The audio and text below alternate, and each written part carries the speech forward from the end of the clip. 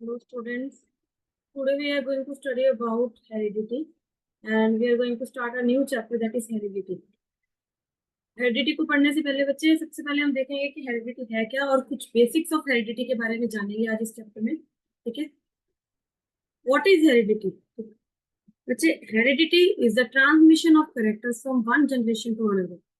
Characters का transmit होना एक जनरेशन से, लाइक हमारे पेरेंट्स से हम में ट्रांसफर होना कैरेक्टर्स का. कैसे कैरेक्टर्स? लाइक स्किन कलर, ठीक है, बालों का टेक्सचर, हाइट, ये सारी चीजें जो हमारे पेरेंट्स में है, बहुत सारी सिमिलर चीजें हम में भी उनकी तरह मिलती हैं. तो वो जो इंफॉर्मेशन पास होती है, वो जो कैरेक्टर्स का ट्रांसमिशन है from one generation to another, transfer of characters और genetic material from one generation to another, that is known as heredity. ठीक है, क्या बोलेंगे?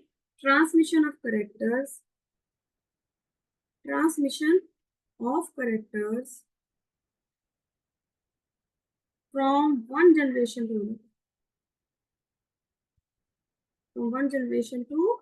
another, another generation. क्लियर है बच्चे? ठीक है, एक जनरेशन से अगले जनरेशन तक जो ट्रांसमिशन हो रहा है कैरेक्टर्स का, दैट इज हेरिडिटी. ठीक है, अब ये जो हेरिडिटी का ट्रांसमिशन ऑफ कैरेक्टर्स है, ठीक है, इस प्रोसेस को क्या बोलते हैं? इस प्रोसेस को, होल प्रोसेस को, जो ट्रांसमिशन का प्रोसेस है, that is known as inheritance. क्या बोलेंगे इसको? इनहेरिटेंस. क्लियर बच्चे? कैरेक्टर्स ट्रांसफर हो रहे हैं, दैट इज हेरिडिटी. उस प्रोसेस को बोलेंगे इनहेरिटेंस. क्लियर है? अब इसके बाद हम बेसिक्स ऑफ हेरिडिटी पढ़ेंगे. ठीक है, बेसिक्स ऑफ हेरिडिटी. देखो मुझे सिंपल सी बात है, आपको पता है जेनेटिक मटेरियल कैरी होता है from one generation to another. अब ये कैरी कौन करता है? ठीक है, जेनेटिक मटेरियल कैरी किस तरह से होता है, कौन सी चीज है जो इसको कैरी करके लेके जाती है? हमने शुरू से पढ़ा DNA carries all the genetic material. ठीक है, डीएनए भी कैसे कैरी करता है? क्योंकि डीएनए डायरेक्ट जाता है नहीं. ठीक है, डीएनए जाता कैसे है? हमें पता है कि एक सेल में क्या प्रेजेंट होता है? न्यूक्लियस. न्यूक्लियस प्रेजेंट है बच्चे. अब न्यूक्लियस के अंदर क्या प्रेजेंट होता है? कुछ डीएनए थ्रेड्स. क्या प्रेजेंट होते हैं? डीएनए थ्रेड्स प्रेजेंट होते हैं बच्चे. ठीक है, डीएनए थ्रेड्स को क्या बोला जाता है? क्रोमैटिन. इस तरह के जो थ्रेड फॉर्म में जेनेटिक मटेरियल पड़ा होता है, इसको बोलते हैं हम क्रोमैटिन. ठीक है, अब ड्यूरिंग सेल डिवीजन, जब सेल डिवाइड करते हैं, ठीक है, सेल ने जब डिवाइड करना है तो उस टाइम क्या होता है? ये जो क्रोमैटिन होता है, जो डीएनए थ्रेड्स होते हैं, धीरे धीरे कॉइलिंग करना स्टार्ट कर देंगे, कंडेंस होना स्टार्ट कर देंगे. धीरे धीरे कंडेंसेशन होने के बाद एक रॉड लाइक स्ट्रक्चर बनाएंगे. क्या बनाएंगे? एक रॉड लाइक स्ट्रक्चर बनाएंगे, जिसको हम बोलेंगे क्रोमोसोम. क्या बोलेंगे बच्चे? क्रोमोसोम. तो बोल सकते हैं कि these are only visible during cell division. Clear है? इसको बोलेंगे हम क्रोमोसोम. रॉड लाइक स्ट्रक्चर बना लेंगे बाय कॉइलिंग. ठीक है, तो उसके बाद अगर हम देखें, देखो बच्चे, नॉर्मल सी बात है, हमें पता है कि हमारी बॉडी के हर सेल में कितने क्रोमोसोम प्रेजेंट होते हैं? That is 46 chromosomes. 46 क्रोमोसोम्स. और ये किस में प्रेजेंट होते हैं? पेयर्स में. पेयर्स में होंगे तो कितने पेयर होंगे? 23 पेयर ऑफ क्रोमोसोम्स. कितने होंगे बच्चे? 23 पेयर ऑफ क्रोमोसोम्स. क्लियर? ठीक है, अब सिंपल सी बात. ठीक है, जब गैमीट फॉर्मेशन होती है, गैमीट फॉर्मेशन के दौरान फीमेल में ओवम बनता है, मेल में स्पर्म बनता है. क्लियर है बच्चे? अब जब ये दोनों फ्यूज करेंगे, ठीक है, तो क्या बनाएंगे?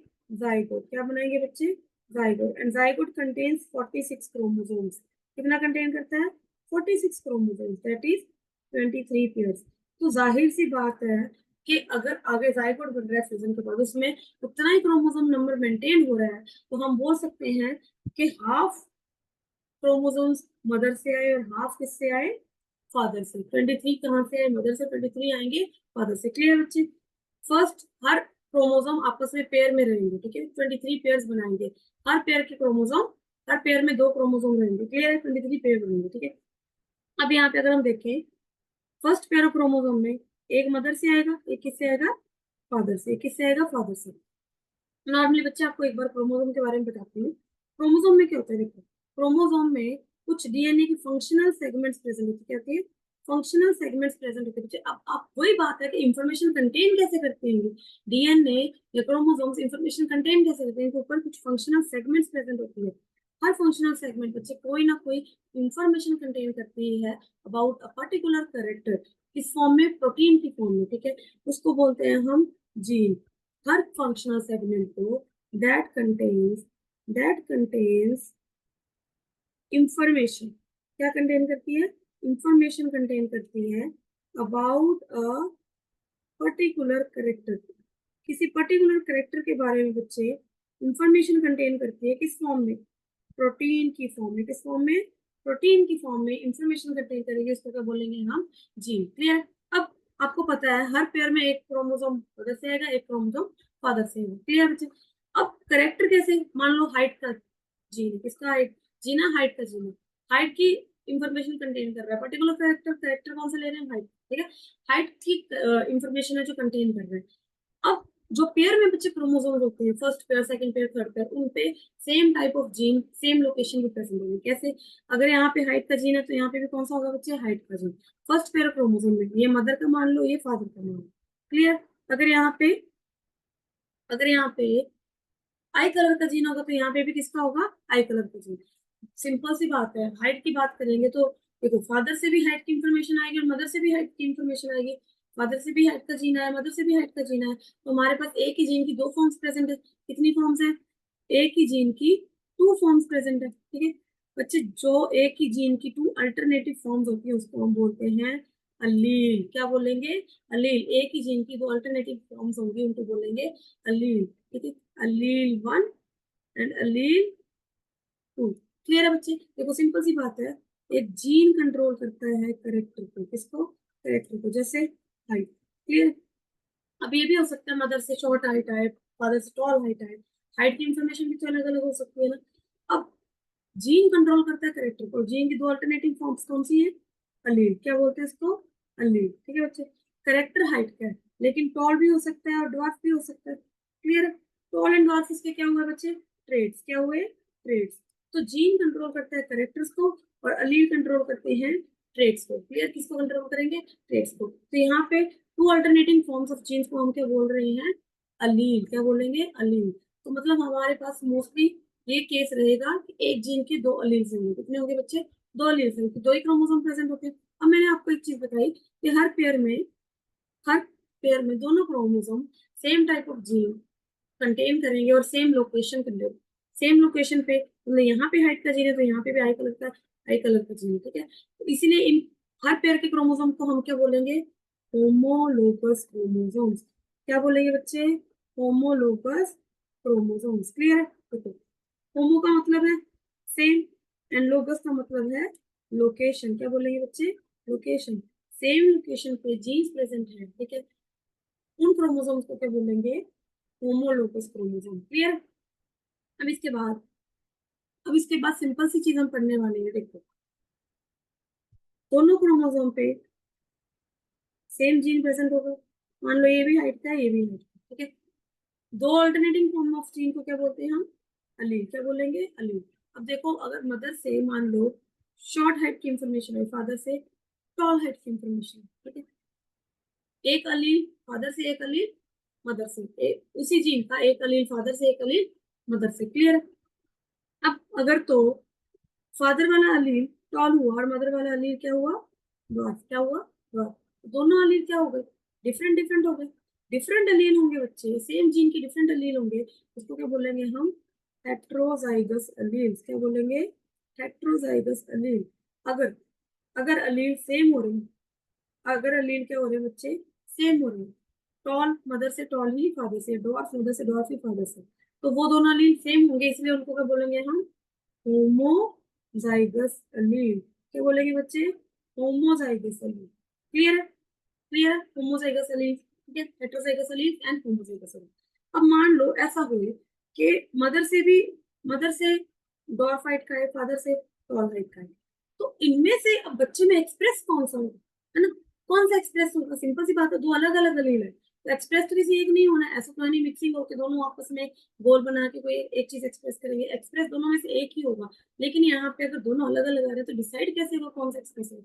अच्छा, हमेशा ये चीज याद रखना, जब भी हेट्रोजाइगस कंडीशन, ठीक है, हेट्रोजाइगस अलील वो हमारे पास, तब उनमें से हमेशा एक स्ट्रॉन्ग रहेगा, एक क्या रहेगा, वीक। जो स्ट्रॉन्ग रहेगा वो तो अपने आप को एक्सप्रेस कर देगा। ठीक है, फिजिकली मान लो एक डॉर्फ हाइट एक टॉल हाइट और बच्चा बाहर से टॉल हाइट का आ रहा है, लेकिन अलील तो उसमें डॉर्फ भी आया था, मतलब अलील दोनों थे, लेकिन एक ने फिजिकली एक्सप्रेस कर दिया और दूसरा एक्सप्रेस नहीं कर पाया, अनएक्सप्रेस्ड ट्रॉमा।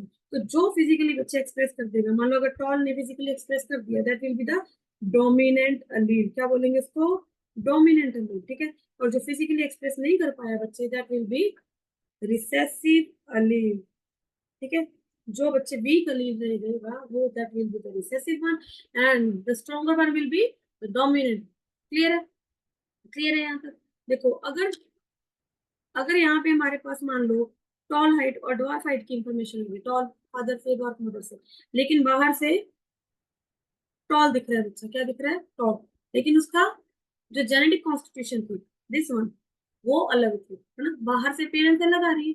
अब सिंपल सी बात है, अलग हो चाहे सेम हो, है ना, कैपिटल टी कैपिटल टी, दोनों से टॉल टॉल की इंफॉर्मेशन आएगी तब भी क्या होगा? टॉल, ठीक है। बच्चे जो बाहर से अपीयरेंस आएगी, वो उसका हम क्या बोलेंगे? फिनोटाइप। क्या बोलेंगे बच्चे? Phenotype. Phenotype is the physical appearance, क्या होगी? Physical appearance. लेकिन जो जेनेटिक कॉन्स्टिट्यूशन है, जेनेटिक कॉन्स्टिट्यूशन होगी, जो उसके अलील्स होंगे, वो उसके क्या होगी बच्चे? जीनोटाइप। क्या बोलेंगे उसको? Genotype. Genotype is the genetic constitution, ठीक है, of alleles, and phenotype is the physical appearance of an organism. Clear है? यहाँ तक आपको बेसिक टर्म्स क्लियर होगी, बेसिक चीजें क्लियर होगी। व्हाट इज अलील, ठीक है। अगर हेटेरोजाइगस कंडीशन है, एक डोमिनेंट होगा, एक रिसेसिव होगा, एक ही अपने आप को एक्सप्रेस कर पाएगा। और फिनोटाइप, जीनोटाइप, आई होप आपको ये सब सारी टर्म्स है जो क्लियर हो गई होंगी। अगले लेक्चर में बच्चे हम इसके आगे वाला चीजें पढ़ने वाले हैं कि कैसे ये चीजें हमें पता चली, कैसे इन रूल्स के बारे में पता चले, कैसे पता चले कि एलील्स होते हैं, जीन्स होते हैं, और कोई डोमिनेंट होता है, कोई रिसेसिव होता है। इसके बारे में आगे वाले लेक्चर में पढ़ेंगे, किसने इसकी डिस्कवरी की। क्लियर है बच्चे? तब तक के लिए थैंक यू।